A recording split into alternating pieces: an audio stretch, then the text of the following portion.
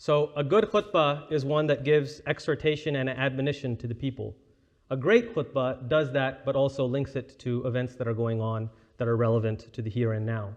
So what I wanted to do was talk about what's going on in the news right now with regard to Iran. There are protests going on against the theocratic government. There are protests that are going on against the religious police, the morality police. There's a recent study that came out.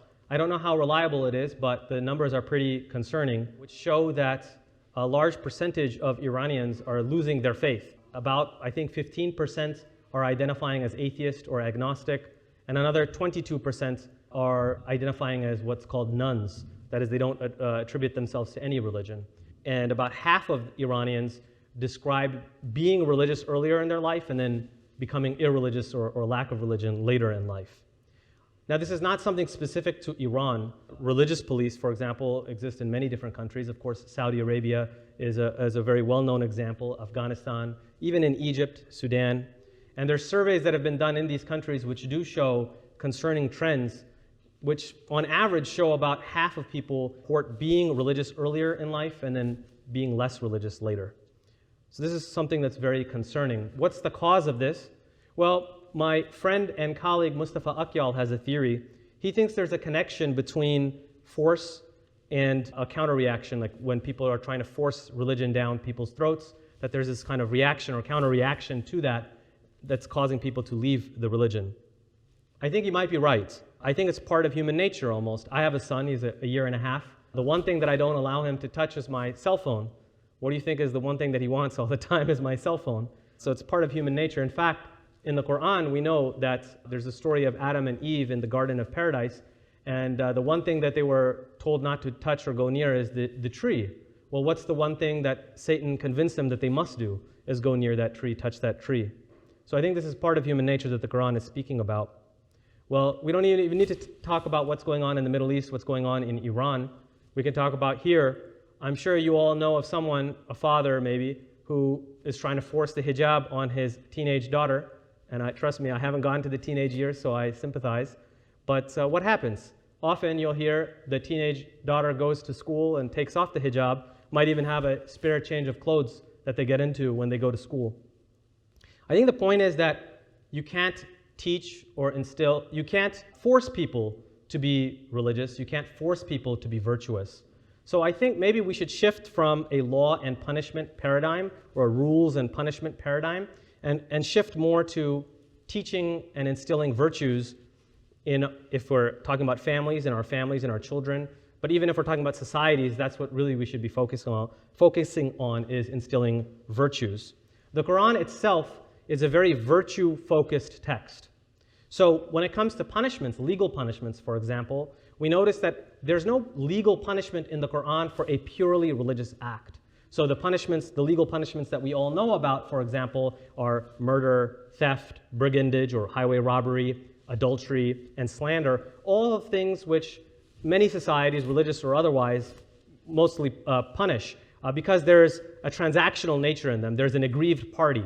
It's the rights of man or humans that is being violated, and so the state intervenes. But when it comes to purely religious acts, there's no such punishments in the Quran. When it comes to, for example, abandoning not praying, not fasting, there's no legal punishment when it comes to these things. Even the gravest sin of all, shirk, there's no legal punishment for shirk in the Quran. Even rejecting God and His Prophet, there's no legal punishment when it comes to these things. Now, there are punishments that are mentioned in the Quran with regard to these things, but they're all supernatural, divine punishments that are mediated by God and God alone. So that's something that's interesting. And it tells us, I think, that we're not to force religion onto people because according to the Quran, faith is something that rests in the heart and it comes from God Himself. So in the Quran, we read in Surah 8, verse 24, "O you who believe, respond to God and His messenger when He calls you unto that which will give you life, and know that God comes between man and his heart." God is in fact called the turner of the hearts. And there's a hadith that says, there is no human being except that his heart is between God's two fingers. Because faith comes from the heart, it cannot be forced or coerced in any way. Neither can virtue. In fact, this is something that we can all relate to. Does anyone here have a lazy son? I don't have a lazy son. I'm not saying me, but I was a lazy son at one point in life. I remember in high school I was quite lazy, didn't like to study. Now my parents wanted me to study, try to force me to study. The most they could get me to do is be locked in my room. Maybe they could get me to get the book out on the table open, but I wasn't actually studying. I was just staring at the pages, staring out into space, thinking about other things. So you can't force people to be studious, right? You can only instill virtues in them to be studious. And my parents did do that, and eventually I became very studious. But the point is you can't force that. Similarly, you can't force somebody to lose weight by fat shaming them. This is a very desi thing to do, fat shame your kids. But unless they want to actually change, they're not going to lose the weight. Similarly, somebody who's addicted to alcohol or drugs, they won't even accept them into a rehab facility unless they themselves want to change, right? I'm claiming that we can't force religiosity. We can't force people to be virtuous. So the Quran embraces this idea of free will, that people are freely choose their religion. It's a myth to say that the idea of religious liberty or religious freedom is some modern, liberal, secular, Western invention. In fact, John Locke is credited, he's a modern philosopher, he's credited for this. But there is a very interesting essay that I encourage you to read by a historian of early Islam, Patricia Crona, in which she talks about the verse in the Quran, "Let there be no compulsion in religion." And through her historical research, she finds that far from being this modern liberal invention, in fact, this idea of freedom of religion goes back to an early church father, even before Islam, to an early church father named Tertullian and this other fellow named Lactantius. That she says then that the Quran takes this up and affirms this idea of freedom of religion and freedom of belief. Now the church itself goes in another direction after Constantine converts and then this Emperor Theodosius comes. And then later the Islamic tradition will also move a little bit in that direction as well. But the Quran itself takes up this strand of religious freedom and liberty. So we all know the powerful verse in the Quran in Surah 2, verse 256, "Let there be no compulsion in religion. Truth stands out clear from error." Because truth is clear, there's no reason to force it. It's clear by its very nature. Even though we know this verse, the reality is that I think that most Muslims underappreciate how important religious liberty and freedom is in the Quran itself and in the lifetime of the prophets. As we know, when the prophet declared his mission, the Arabian pagans prevented him. They wanted to stop him from doing that. The early religious community was persecuted. So the Quran that's the context in which the Quran is being revealed, and that's why the Quran is very strong on this idea of religious liberty and freedom. In fact, the highest act of jihad by the sword and martyrdom, the only time that it's actually allowed is in the defense of religious freedom. So the Quran says in Surah 22, verses 39 to 40, quote, "Permission to fight is granted to those who are fought because they have been wronged, and truly God is able to help them. Those who are expelled from their homes without right, for what? Only for saying our Lord is God." This is a verse about religious freedom. And it's not just religious freedom for Muslims or believers. It's actually for Jews, Christians, and others. How do we know that? The very next verse. Quote, "Were it not for God's repelling people, some by means of others," that is by fighting, "then monasteries, churches, synagogues, and mosques, wherein God's name is mentioned much, would have been destroyed." Far from being this modern, Western, secular, liberal idea, this is in our Quranic text itself, to fight in the defense of religious freedom, not just for ourselves, but for others. In fact, the end point of the fighting is the end of religious persecution. If they stop persecuting you for your religion, then you stop fighting. The Quran says in Surah 2, verse 193, and it's repeated in 839, "Fight them until there is no religious persecution." Are we really living up to this key principle that's in the Quran? That's a question for us. Now, coming back to John Locke, he argued in his famous A Letter Concerning Toleration that if God had wanted, then he could have forced everyone to believe. Therefore, who are we to do that instead if God didn't do that? And he said, quote, "If infidels were to be converted by force, we know very well that it was much more easy for God to do it with his armies of heavenly legions than for any son of the church," unquote.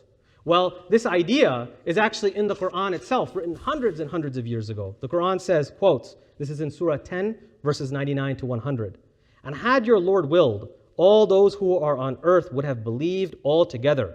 Would you then compel men till they become believers? It is not for a soul to believe save by God's leave." In fact, it's part of the Quranic theology that God intended us to be in different nations and tribes, not all one. It's in part of God's providence that we are part of different religious communities. God could have made us all one religious community, but he chose not to. That's part of God's divine plan. So how are we going against God's plan? Now, throughout history, people who fought for religious freedom often did it just for their own selves, for their own religion. In fact, the Catholic Church, for a long time, up until 1965, embraced the idea that religious freedom was for Catholics, but there was no religious freedom for people who are following what they considered false religions. There was the doctrine of error has no rights. Now, this was reversed in 1965, thankfully. Now, many Muslims, unfortunately, also have this kind of idea that religious freedom is for us because we're on the haqq, and it's not for anyone else because they're on batil or falseness or error. But this is not what the Quran says. The Quran says, quote, and this is in Surah 18, verse 29, so whosoever will, let him believe, and whosoever will, let him disbelieve.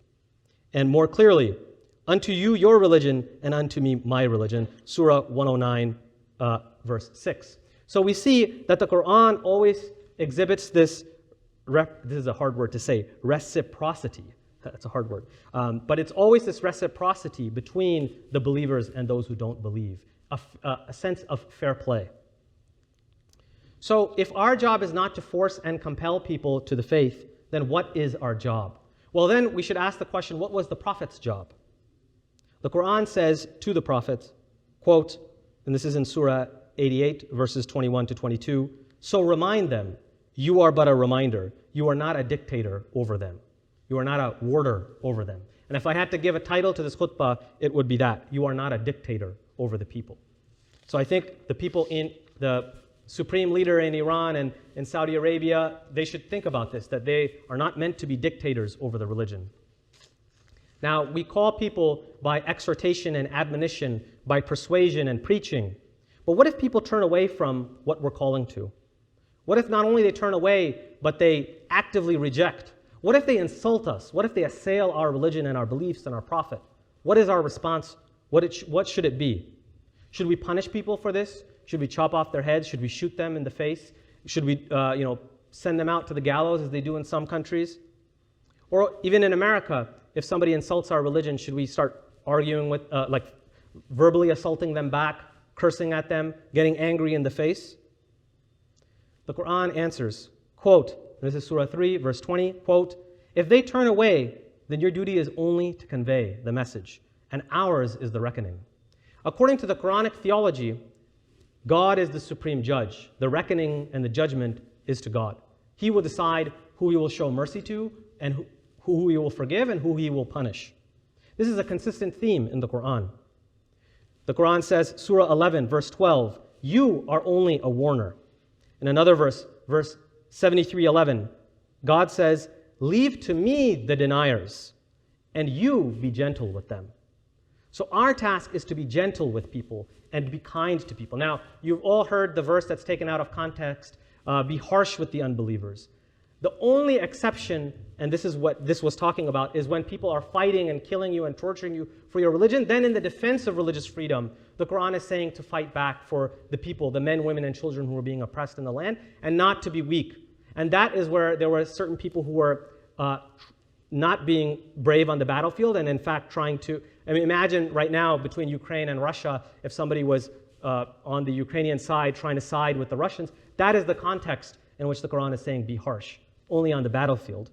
But otherwise, the default condition is to be soft, gentle, kind to people, and to invite them in a kind way. The Quran says in Surah 16, verses 125 to 127, quote, invite to God's way with wisdom and beautiful preaching, and dispute with them in the most gracious manner. Be patient with them, and your patience is only with God. In another verse, verse 43:89, forbear them and say peace. And this is talking about when they were attacking the Prophet, assailing him with invective. Again in Surah 2, 109, pardon and overlook. In verse 1585, forbear them with a beautiful forbearance. And in verse 45:14, forgive those who hope not for the days of God, unquote. So our job is to deliver the message with softness, kindness, gentleness, and leave the judgment and punishment for God. So forcing or compelling people in matters of religion is a bad idea. It will backfire. There's a counter reaction. It's harmful to the people that you're forcing. You're making them flee from the religion. But it's also, perhaps more importantly, it's harmful to the person who's doing the forcing and the compelling. You see, it's spiritually corrupting to do that. It creates the wrong dispositional attitude, the wrong spiritual disposition within the person doing the forcing and the compelling. Why is that? Well, the Quran talks about being kind and gentle, exhibiting what's called hilm, or civility. But if you're forcing and compelling someone, this is creating harshness and rudeness within you. Because you can't force people without harshness. It's just not possible. You have to, force requires violence, violence requires harshness. So it also creates a feeling of self-righteousness. If you're forcing other people to the religion, then you must be the most religious in your mind that you're doing that.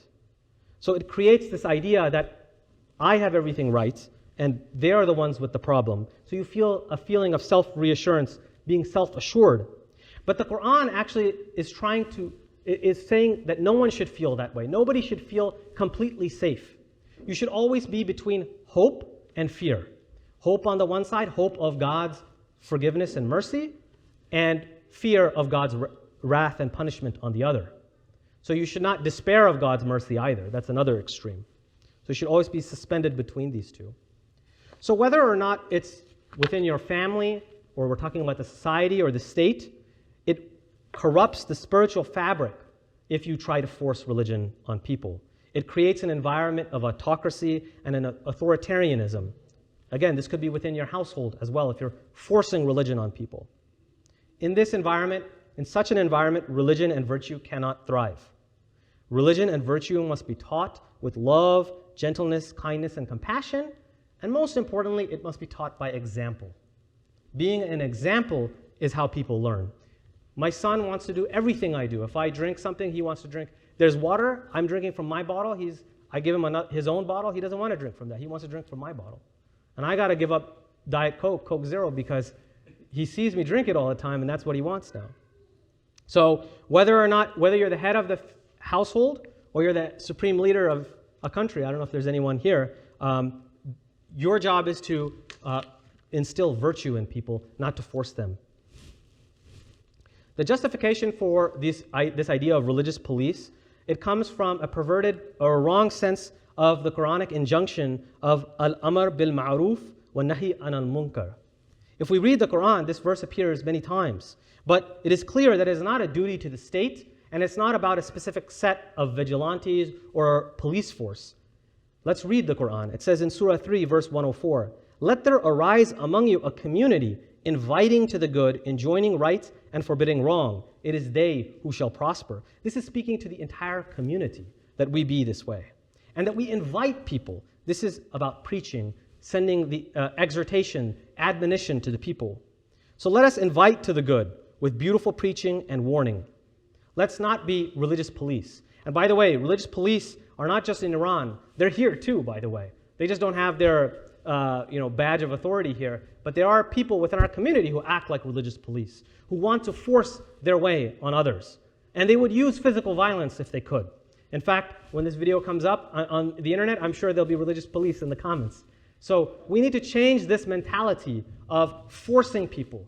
Talk with people with gentleness and kindness. Convince them in their mind and in their heart, because that's where faith lies. So let us invite to the good. And if we do that, if we do it with gentleness and kindness, we will create the right dispositional attitude within ourselves and within our societies. And then, inshallah, we will be among those who, as the Quranic verse says, we shall prosper.